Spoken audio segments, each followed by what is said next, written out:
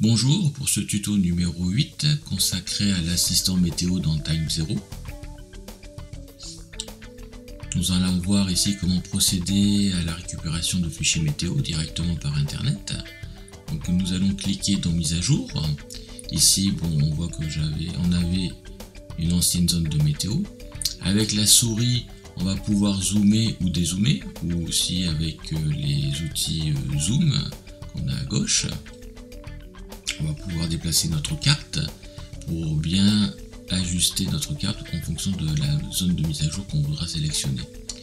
Ici avec l'outil zone de mise à jour, on va cliquer dessus, on voit qu'il se met en bleu et une petite cible apparaît. On va se mettre en haut à gauche et on va descendre tout doucement en laissant appuyer sur le clic gauche de la souris et on va descendre en bas à droite de l'écran ou de notre zone que l'on veut sélectionner.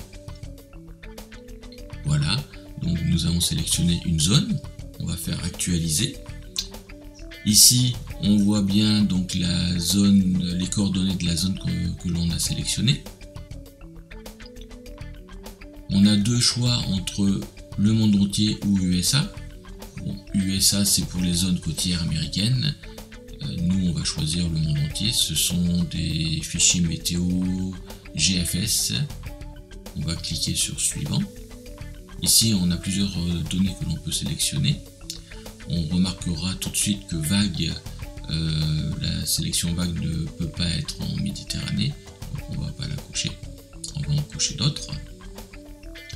On va faire suivant. Ici nous avons donc le nombre de jours que l'on souhaite. Alors évidemment les 2-3 premiers jours resteront précis, et plus on s'éloigne, moins c'est précis, mais ça nous donne une tendance. Et en bas nous avons les données précises ou données normales. Alors données précises c'est un pas de 3 heures et données normales on a un pas de 12 heures, ce qui veut dire qu'on a une réactualisation soit toutes les 3 heures, soit toutes les 12 heures. Les données précises seront plutôt utilisées près des côtes, alors que les données normales on les utilisera lors d'une traversée océanique.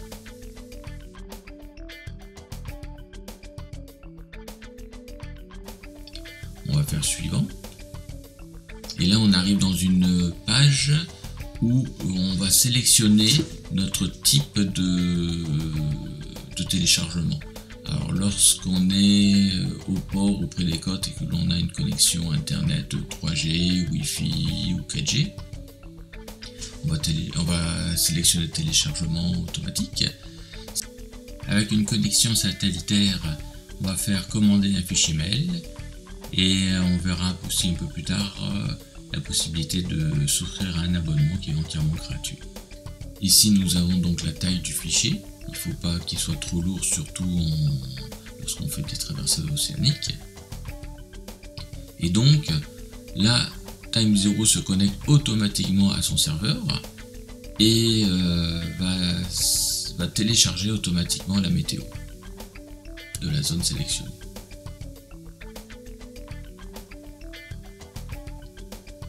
Voilà, donc elle va s'afficher en vert. Donc vous voyez la taille s'est agrandie. On va aller dans planification tout de suite pour voir un petit peu la météo. On va dézoomer un petit peu puisque notre fichier météo est relativement grand. Et comme on a vu tout à l'heure, on va aller dans calque et on va faire afficher la météo. Voilà, et donc notre météo elle s'affiche automatiquement. Ici, le vent et les barbules sont sélectionnés. Donc on peut effectivement sélectionner les barbules ou non. Au niveau couleur, on peut sélectionner soit le vent, soit la pression, soit les nuages, en fonction des données qu'on a demandées, effectivement.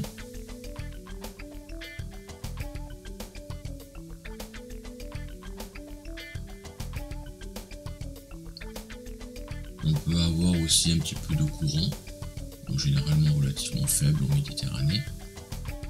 En bas à gauche, on va pouvoir jouer avec notre barre d'animation. Donc on voit effectivement la météo se dérouler automatiquement au fil des jours et on voit l'évolution.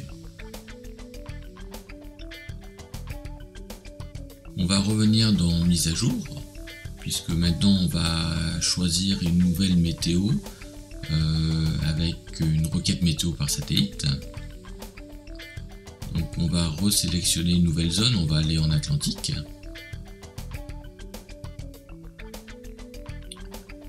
On remarquera aussi le petit i qui donne une information sur le fichier météo qui a été téléchargé.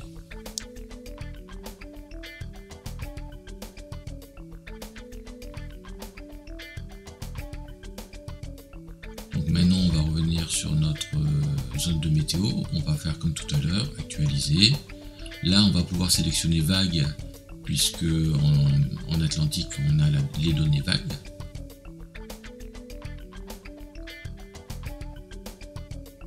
Ici on va tout laisser pareil. Et là on va sélectionner effectivement commander un fichier météo. On va laisser par défaut le type de compression. Et là va s'ouvrir un assistant. Alors moi je recommande fortement d'avoir une boîte mail complètement indépendante de votre boîte mail de travail. Généralement on utilise des boîtes mail compressées style Skyfile, ici j'ai eScribe, et une adresse météo complètement dédiée à la météo. Donc ici la requête s'affiche automatiquement, elle va être envoyée directement au serveur de Time0, on va faire envoyer, et dans quelques minutes, environ 15 minutes, on va recevoir un nouveau mail avec notre nouveau fichier météo. On va donc attendre un petit peu, on va tout fermer. On va attendre un petit peu et je vais vous reprendre dans 15 minutes pour voir notre nouveau fichier météo. Voilà, donc maintenant ça fait à peu près 15 minutes qu'on a attendu, qui sont passées. Donc on va pouvoir aller voir dans notre boîte mail eScribe, ici par exemple, et voir si on a reçu un nouveau mail. Donc je vois qu'effectivement que Time0 nous a envoyé un petit mail avec une pièce jointe. Cette pièce jointe, on va l'ouvrir directement et on va voir qu'elle va s'afficher directement dans Time0. Voilà, là je crois que c'est fait. On va vérifier, on va tout fermer, on va vérifier. Et effectivement, la zone météo qu'on avait prise tout à l'heure, qui était en Méditerranée, et maintenant on l'a en Atlantique. Donc on va aller voir dans planification tout de suite pour voir notre fichier météo. Voilà, elle est bien affichée. On a toutes les données qu'on a demandées et on va pouvoir voir que ici en Atlantique, on va pouvoir mettre les vagues. Voilà, les vagues s'ajoutent. Donc effectivement, là c'est bien agréable puisqu'on a un petit peu toutes les données vagues, vent, pression, courant. On a toutes les données qui s'affichent. On va aussi pouvoir jouer avec la barre d'animation. Et on va voir le fichier se défiler automatiquement.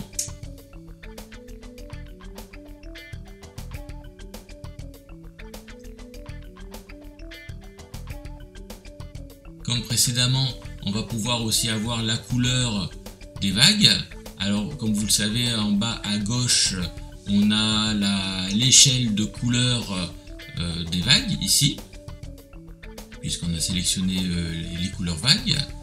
Lorsqu'on sélectionne la couleur vent, sur l'échelle de couleur aussi elle va changer et on va avoir l'échelle de couleur qui correspond au vent. Alors évidemment on peut avoir soit le vent soit les vagues, on ne peut pas avoir plusieurs couleurs. Une autre fenêtre qui est très intéressante, c'est celle qu'on avait installée dans notre calque, dans planification, c'est les informations météo. Les informations météo, puisqu'en fait on va remarquer que si je laisse mon pointeur, ma souris, si je laisse mon pointeur quelque part sur mon fichier météo, on voit sur les informations météo toutes les informations du fichier météo. La direction du vent, la vitesse du vent, la direction des vagues, la hauteur, voilà, toutes les informations y sont. Donc on s'aperçoit que ce petit NavData en planification est vraiment très intéressant. On va revenir sur la dernière la dernière utilisation qui est l'abonnement. Alors sachez que cet abonnement il est gratuit. Hein, on va refaire une petite mise à jour en Méditerranée, on va revenir en Méditerranée, on va faire actualiser. Là, comme on est en Méditerranée, on ne va pas sélectionner le mode vague puisque bon, il n'y en a pas en Méditerranée. On va faire suivant, on va laisser là tel que voilà. Et là, on va se mettre sur s'abonner. Donc toujours par défaut le mode de compression. Et ici, sur cette page, on va avoir notre détail de l'abonnement. Donc on va dire le début de l'abonnement. Et ici, donc on va avoir la fin de l'abonnement. Donc on va sélectionner une quinzaine de jours, on va dire environ.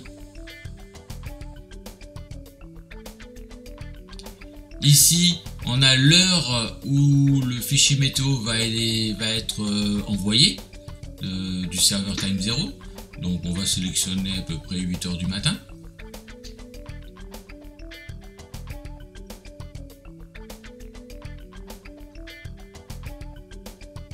Voilà.